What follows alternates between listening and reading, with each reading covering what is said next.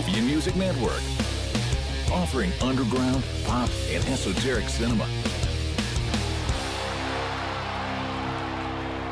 Discover more at movieandmusicnetwork.com. Andre Allen is a legendary comedian engaged to a reality TV star. We've got 3 more days and then we're married. You happy? I'm happy. I'm just a little stressed out from this movie, that's all. With the release of his new film, he hopes to become a serious actor. But after he meets an attractive journalist, things begin to unravel in Top 5. Hi, I'm Leah, and I'm here with Aaron and Liz, and we're here to talk about the new film from Chris Rock, Top 5. We've all just seen it.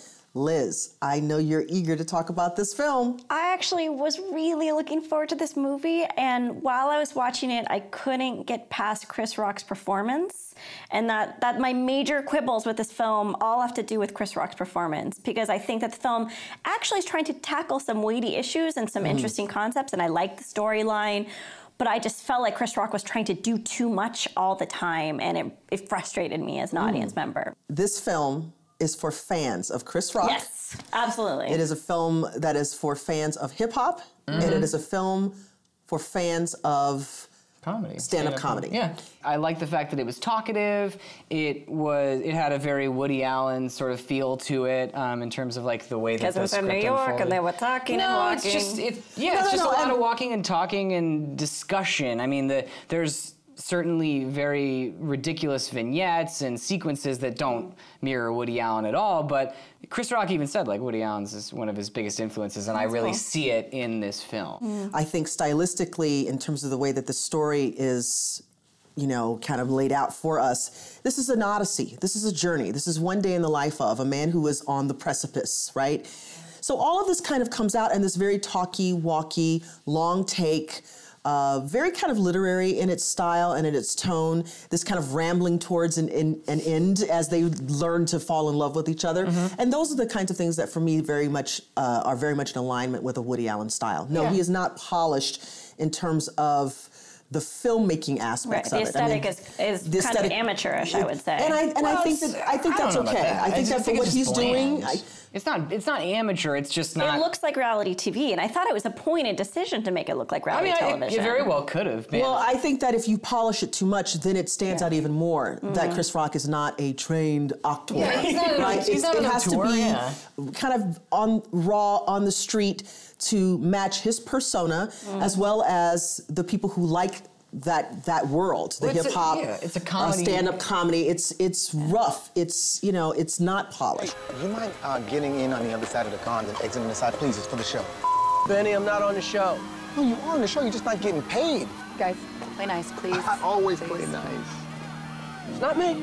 I think that what's missed here is there were opportunities for him to add a little more weight, a little more gravitas to these moments. Yeah, and I think it could replace some scenes that were repeated beats. Like there were a lot of scenes of him saying, "I'm not funny anymore. I'm afraid of not being funny." There are a lot of scenes of Rosario Dawson with her conflict about, her relationship, her child, what it's like in her world. And I just wanted to thin those scenes out and add more to the real crux of the film. He wanted to keep it light. I get that, and we'll take the lightness of it. It's a comedy. It's I think it's interesting because the film kind of tricks you in a number of ways. One way is it makes you think that it's a comedy, which it is for the most part, but then it's also got dramatic elements. But the real trickery is that you think that it's a movie about Andre Allen's career, and in reality, it's about him and Rosario Dawson. It's about a guy and the girl, which it always. Which good films tend to do. They mask themselves around something else, and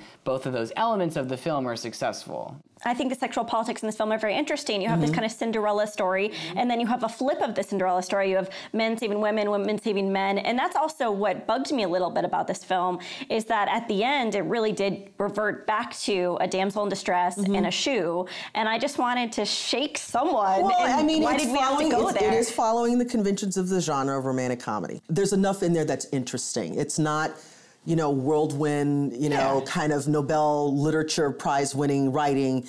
But it's fun, and you have a good. I think that you have a good time going with him on this journey. Truthful. I mean, some of it is ridiculous. Some of the things that happen are ridiculous, but there is a truthfulness to it. The cameos in this film are great, all of them, especially Jerry Seinfeld. I thought Jerry Seinfeld was fantastic. So I thought, you know, I even liked Adam Sandler and Whoopi Goldberg as themselves. I think that visiting his, you know, family over in the hood with Tracy Morgan and Weibo and, you know, Weibo. That was great. Haseen Johnson and Weibo from The Wire? Weibo from The Wire was there, and Tracy Morgan and Sherry Shepherd, and I just think that when we go to visit that facet of his life, it's interesting. That was natural too. Very it was natural. played in montage, a lot of it, and I thought that when the film departs from its form, I think it flies. Like when it's cut together in a really like organic fashion, then I'm like, okay, I can sit with this film for a little bit. Top 5 is one of Chris Rock's best films in years, and it's a true revitalization of his career, so I say see it. Chris Rock's performance almost ruins a film that tries so hard to be great. Stream it.